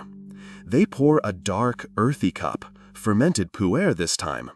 A flavor that hits low and slow, deep in the chest, like moss and old wood, and the way forgotten rooms might taste. You sip. And again, you're aware of the full journey in your mouth, from the damp forests of Yunnan to the caravans, to the capital, to your cup. From trade to ritual, from brick to breath, from past to present. You close your eyes. And in the quiet of the room, you almost hear it, that slow, plodding rhythm of horses on stone, the rustle of burlap sacks, the soft hiss of kettles in mountain inns, where strangers shared fire and tea without ever needing to speak. Because tea did the talking. And, in its own quiet way, it still does. The host carefully returns the tea brick to its wrapping, cloth folded just so, like tucking in a sleeping child, and sets it back on a wooden shelf that seems far older than anything else in the room. You hear a faint creak as they open a drawer, retrieve something soft and faded, and lay it across the table. It's a scroll, but not the kind with dramatic calligraphy or painted mountains. This one is a map, not of rivers or roads, but of tea. You lean closer. Drawn in the ink of another century are little lines and spirals, names of towns and mountains, notations like spring leaf, sweet finish, and highland fog, bitter bite. Along the edge, smudged into the margins, someone long ago scribbled a strange phrase in classical Chinese: 1,000 cups, 1,000 truths. You trace a finger along one line that loops down into Yunnan, up through Chang'an, veers east toward Hangzhou, then disappears into the sea. And you wonder, how far can a leaf truly go? Tonight, that question takes us farther still, out of the empire, across the sea, into the hands of curious merchants and mystified missionaries, and the occasional scoundrel with a taste for leaf and profit. Because the Ming Dynasty didn't just refine tea, they exported it. By the 16th century, foreign ships began arriving along China's southern coast, Portuguese mostly, then later Spanish, Dutch, and eventually British vessels, their sails fat with wind and dreams of spice, porcelain, silk, and soon tea. At first, tea was a curiosity to them. The Portuguese called it cha, borrowing from the Cantonese pronunciation. They tried it. Some gagged, others shrugged. A few, bold or foolish, added salt. But slowly, fascination grew. And by the late Ming era, tea had trickled into the European imagination. Not yet a staple, not yet sacred, but definitely intriguing. Ming ports like Macau and later Quanzhou became gateways, not just for trade, but for stories. A Jesuit priest once wrote in his letters home, "The Chinese drink a bitter broth made of leaves, believing it sharpens the mind and calms the stomach. I have tried it. It tastes of hay soaked in ink, but I slept better." Not quite a 5-star review, but the first of many. Tea made its way across oceans in glazed jars and clay-sealed chests. It docked in Lisbon, Genoa, Amsterdam, and even a few Ottoman ports. Not much, just whispers of it. A luxury for the curious, a potion for the elite. And then it began to grow. Especially once tea met Europe's newest obsession, sugar. Because, let's be honest, sweetness makes the medicine go down. One London writer in the 1600s described tea as an exotic liquor which, when blended with milk and sweetened, becomes tolerable. High praise indeed. Historians still argue whether the early global appeal of tea was about flavor or fashion. Was it truly beloved, or just a way to look sophisticated in satin gloves? Either way, by the time the Ming gave way to the Qing in the 17th century, China had become the world's primary supplier of tea, and the Ming had laid the groundwork. They perfected the techniques, standardized the quality, built the networks, and perhaps most importantly, they made tea cultural, not just agricultural, something people wanted to imitate, even if they didn't quite understand it. There are records of English nobles attempting Chinese-style tea ceremonies with wildly inaccurate results. Some brewed green tea in boiling water for over an hour. Others added wine. One woman mixed it with cloves and orange peel and claimed it was truly medicinal, if slightly unsettling. Quirky tidbit time, a Dutch merchant in Batavia once tried to repackage used tea leaves dried in the sun and sell them to unsuspecting locals. It worked, briefly, until someone noticed the flavor tasted like wet shoes. Back in China, not everyone was thrilled about the foreign attention.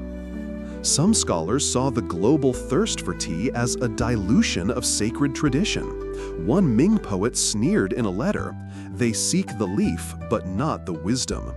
Others, though, welcomed it, especially merchants who realized tea could fund entire households and sometimes whole towns. Even emperors had mixed feelings. Export taxes on tea fluctuated wildly depending on who was on the throne. Some encouraged it. Others feared it would drain the empire's soul along with its stockpiles. It's easy to forget, with today's supermarket shelves groaning under boxes of tea, that it was once rare, precious, even controversial. In fact, tea trade would later be one of the sparks that lit some of history's biggest diplomatic fires. But that's a story for another night and another dynasty. For now, we stay in the slow seep of the Ming era, when tea was crossing oceans, crossing tongues, and, most remarkably, crossing into imagination. Because with every shipment came more than just leaves. Stories came too, myths, paintings, and strange little items called tea pets, small clay figurines meant to sit on your tray during brewing. You poured a bit of tea over them for luck. Some shaped like dragons, others frogs. One popular one from the late Ming was a chubby man with a giant grin. His name meant eternal fortune. You imagine some European aristocrat blinking at the thing and wondering why their tea came with a small smiling toad. But over time, understanding grew, and with it, respect. Tea became more than just another import. It became ritual in new lands. In Japan, the tea ceremony blossomed into an entire art form, deeply influenced by Chinese models but adapted with Zen simplicity. In Persia, tea houses popped up like mushrooms after rain, places of poetry and politics shaded by vines and echoing with the clink of glass. And all of it, every pot, every sip, carried a little bit of Ming with it. So tonight, as you trace your fingers along that old tea map, you realize you're not just looking at a trade route. You're looking at a legacy, a living one. Because somewhere, right now, on a balcony in Brazil, or a kitchen in Mumbai, or a rainy cafe in Prague, someone is brewing tea. Maybe green, maybe black, maybe oolong aged in a stone jar for 20 years. But they're sipping the same story, yours. The one the Ming poured, leaf by leaf. The host glances at the window, where fog now kisses the glass. A gentle reminder. It's late, or early. You reach for your cup. Steam rises. And somewhere far beyond the walls, ships drift on salted waves, carrying not just cargo, but custom. Your tea has cooled, but the room hasn't lost its warmth. The host, without a word, reaches for another pot, a smaller one this time, with the kind of thin ceramic glaze that hums when you tap it. A little jade ring clinks against the lid. They pour what seems like water at first. Then you catch the scent. It's subtle, almost shy. A whisper of osmanthus, a curl of apricot, the faintest breath of something floral. You sip. The tea is soft, golden, as if it remembers sunshine. And as the flavor lingers on your tongue, you begin to realize this isn't just a new leaf. It's a new life. Because tea in the Ming Dynasty didn't just stay in the palace or among monks or with merchants. It rooted itself in people's hearts, in their homes, their habits, their families. Tonight, we descend gently into that space where tea became not just a product or a performance, but a memory. We're talking lullabies and festivals, morning rituals, market gossip, first dates, funeral offerings, the kinds of things that don't get recorded in books, but are remembered in hands. Like a grandmother in Jiangsu who brews a pot of green tea at dawn every day, even though no one's asked her to. It's just what her grandmother did, and her grandmother before that. A chain of gentle repetition. You may not see this in court records or merchant logs, but this kind of cultural muscle memory might be the most lasting part of the Ming tea story. In small towns across the empire, tea became woven into the fabric of daily life. Weddings featured tea to symbolize harmony. New mothers drank it for recovery. Villagers offered cups to ancestors during festivals. And yes, tea was even used in divination. There's a quirky Ming-era folk belief recorded in a countryside diary. After drinking the last cup of the day, if your tea leaves settled into the shape of a circle, your journey tomorrow would be smooth. If they clumped in the center, a visitor would arrive. And if they floated upright, someone nearby was keeping a secret. Historians still argue whether this practice was widespread or just regional folklore, But it speaks to how tea wasn't just material, it became mythical and spiritual. Monks brewed tea to maintain alertness during meditation, but they also saw it as a metaphor, leaves surrendering to water, ego dissolving into breath. Some Buddhist texts even describe tea as a silent companion to enlightenment, not the path itself, but a walking stick. In Taoist circles, tea took on a more mystical flair. A few obscure texts suggest that carefully brewed spring tea, consumed at the right planetary alignment, could lengthen one's life, or, at the very least, improve the odds of pleasant dreams. You wonder what kind of dreams?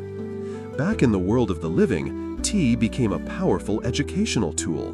During the Ming, scholars often used tea preparation as part of moral instruction. The quiet discipline of cleaning, boiling, and pouring, always with care, always in order, was believed to reflect one's inner world. A messy tea tray, a messy soul. A well-timed pour, a mind in harmony. Some schools even held small tea ceremonies before important exams, not for caffeine, but to settle nerves.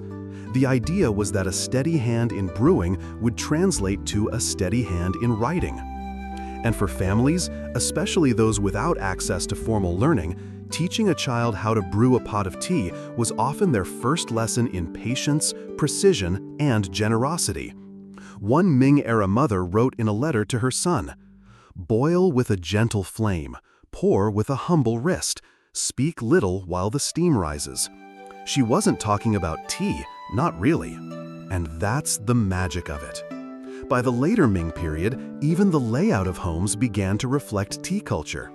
Courtyards with shaded corners perfect for afternoon brewing, low tables carved to cradle kettles and cups, storage cabinets designed for seasonal leaves.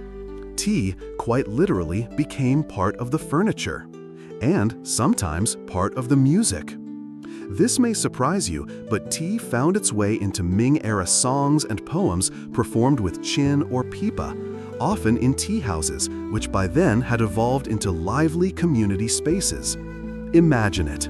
A dusty street outside, a clink of ceramic within, lanterns glowing low, a musician tuning strings while someone pours a second steep, laughter in one corner, a lover's quarrel in another, and through it all, the smell of roasted oolong.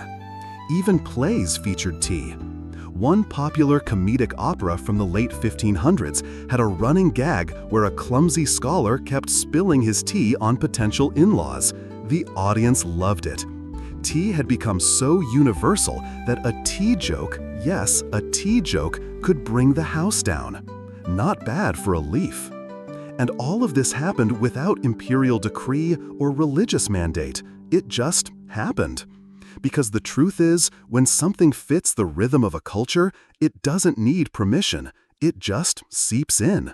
So, yes, tea became a ritual, but it also became a language. Not formal or fancy, but deeply fluent. If someone offered you their best cup, respect. If they poured the first brew, then handed you the second, welcome home.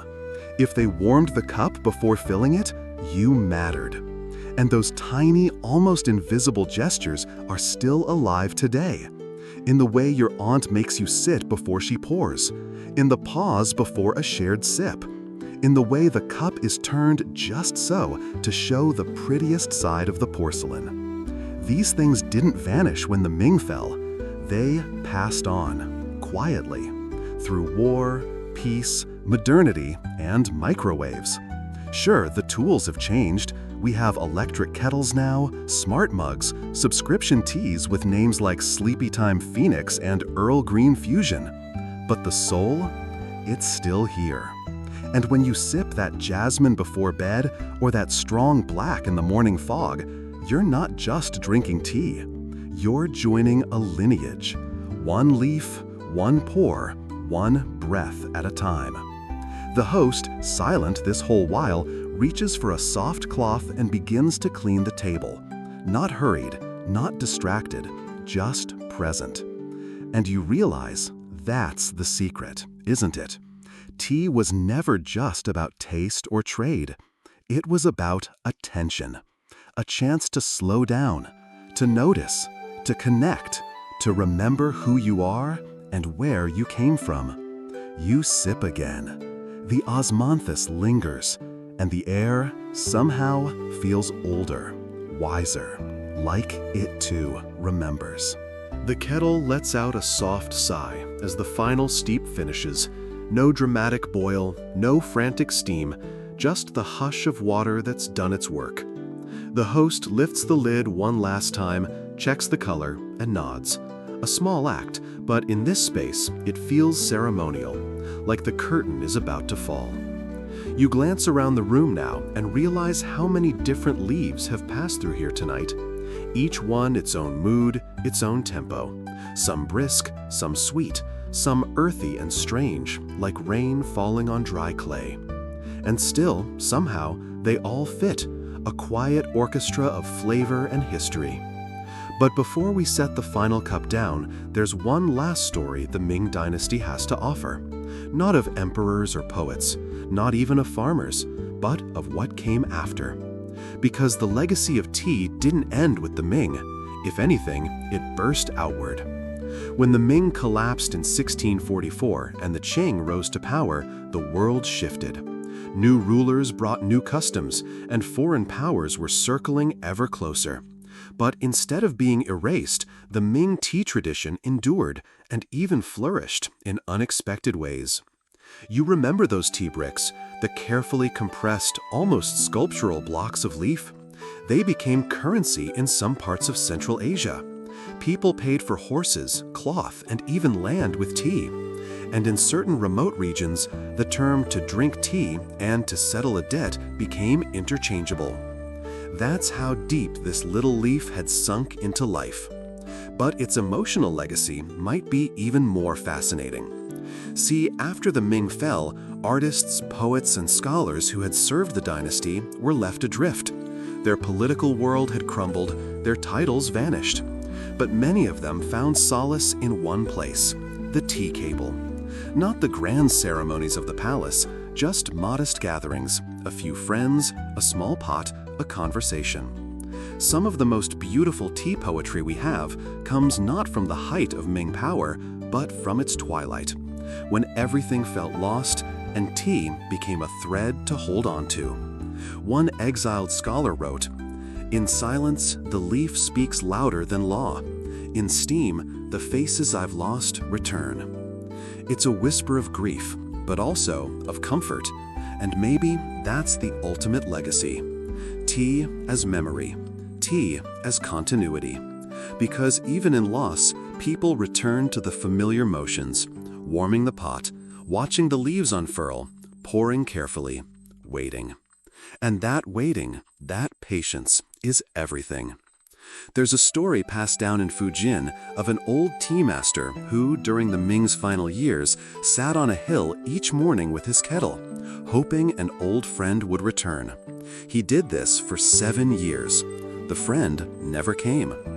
But the tea never stopped. And even now, in villages across China, people still tell his story. Not because it's sad, but because it's devoted. Because it reminds them that ritual is its own form of hope. Quirky fact for you. Some Ming tea enthusiasts believed you could train your tea set, like a pet. That over time, your favorite clay pot would start to remember flavors and make future brews taste better. No soap, no scrubbing, just years of loyal pouring. Modern scientists aren't convinced, but potters still swear by it. And that's part of the charm. Tea isn't supposed to make total sense. It's supposed to hold you, gently, like steam rising from the cup, touching your face without asking for anything. And maybe that's why it's lasted through centuries, through dynasties, through revolutions and microwaves and espresso machines. Because at its core, tea isn't a product. It's a gesture, a pour, a pause, a promise that for just a few moments, everything else can wait. And in that stillness, something ancient rises, something Ming. Maybe it's the philosophy, Maybe the patience. Maybe the quiet joy of a well-turned teacup. Or maybe it's just the rhythm, that slow, circular repetition that links past to present. Whatever it is, you feel it now. The host places one final cup in front of you. Clear, fragrant, simple. No fanfare, no lecture, just presence. And as you lift it, hands warm, breath slow, you realize you're not just sipping tea. You're sipping 1,000 years of care, of intention, of people sitting in small rooms just like this, on rainy nights just like this, waiting for the kettle to sing. You're not alone. You never were. So you drink, and the cup, like the night, finally empties. Wind down, 300 words. And now, everything slows. The kettle has gone quiet. The cups are empty, save for a trace of warmth still clinging to their walls. Outside, the wind brushes gently against paper screens, like a hush reminding you it's okay to rest now. No more stories tonight, no more empires, just the echo of steam and the memory of leaves unfurling, one by one, like small dreams waking up. The air feels heavier now, but not in a burdensome way. Heavy like a blanket, like dusk settling over rooftops, like sleep curling in the corners of your mind. If you listen closely, you might still hear the drip of a last steep, the shuffle of soft cloth cleaning a tray, or maybe even the voice of a tea poet long gone, whispering across centuries. But those sounds, like this story, are fading. Let them fade. Because you've traveled far tonight, not by ship or horse or cart, but by breath, by attention, by stillness. And in that quiet journey, you've carried something with you. Not facts, not names, but a feeling. That simple, steady grace of boiling water, poured with care. The kind of ritual that doesn't ask you to believe anything, or accomplish anything, or even stay awake. Only to be present. So as your eyelids grow heavier and the scent of tea dissolves into air, just remember, this stillness is yours.